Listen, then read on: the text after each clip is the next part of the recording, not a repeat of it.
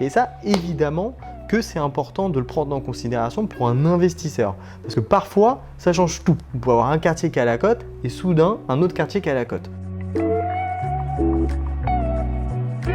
Le deuxième point qu'on va regarder dans cette thématique du où investir, c'est si on a la présence d'une ZAC ou non. Donc une ZAC, c'est une zone d'aménagement concerté. Donc en fait, simplement, une zone d'aménagement concerté, c'est un chantier d'une taille hors norme. On va recréer une ville dans la ville. Voilà, c'est vraiment de cet ordre-là. Et finalement, en faisant ça, on va déplacer ou recréer des nouvelles zones d'attractivité, des nouvelles zones commerçantes. Et ça, évidemment, que c'est important de le prendre en considération pour un investisseur. Parce que parfois, ça change tout. Vous pouvez avoir un quartier qui est à la cote et soudain, un autre quartier qui est à la cote. On va prendre un exemple assez concret de la ZAC des Docks de Saint-Ouen. Donc Saint-Ouen qui est une ville qui est à la mode, on va dire, et qui est à la cote depuis quelques années, mais ça n'a pas toujours été le cas. Donc à Saint-Ouen, on peut aller sur le site de la ZAC des Docks, donc de l'éco-quartier des Docks, et on voit dans cet éco-quartier qu'on a énormément de choses. Vous vous rendez compte, là on a 100 hectares en bord de Seine qui ont été construits.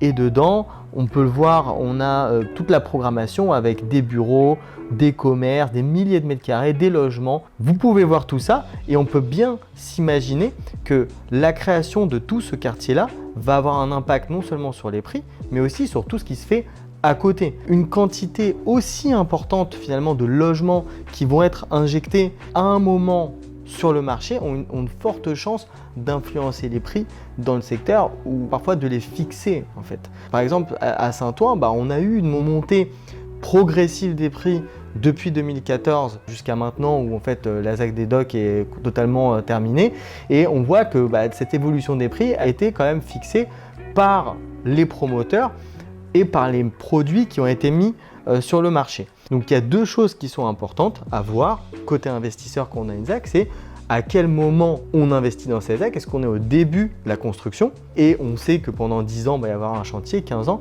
ou est-ce qu'on est à la fin de cette construction? Si on est au début de la construction d'une ZAC, on est dans une position particulière. Côté acheteur, on va avoir des opportunités d'investissement parce que souvent, quand une ZAC démarre, les prix sont bas pour attirer les gens qui vont venir habiter mais qui vont avoir 10 ans de travaux, 15 ans de travaux autour d'eux, ou les investisseurs qui investissent mais côté locataire, ils peuvent avoir des problèmes de mise en concurrence ou de problèmes pour louer parce que forcément louer un appartement à quelqu'un qui est au milieu d'un chantier gigantesque, c'est pas forcément facile. Donc ça, c'est le premier positionnement si on investit dans une ZAC qui démarre. La deuxième position, c'est si on est en fin de ZAC et là on voit qu'il se passe l'inverse, c'est-à-dire que vous allez investir dans un marché qui est déjà haut. Je prends l'exemple de Saint-Ouen, les prix sont très hauts aujourd'hui, mais ça ne veut pas dire qu'il ne faut pas y investir parce que tout est fait.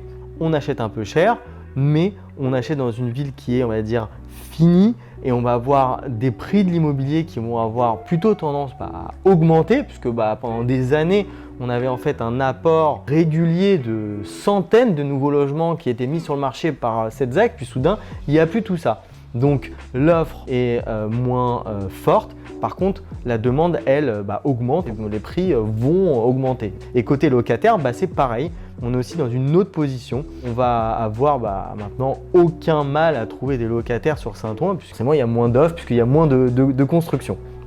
Donc voilà ce qu'on peut dire sur l'importance des ZAC côté investisseur et sur le thème du où investir, que ce soit dans la ZAC ou à côté de la ZAC.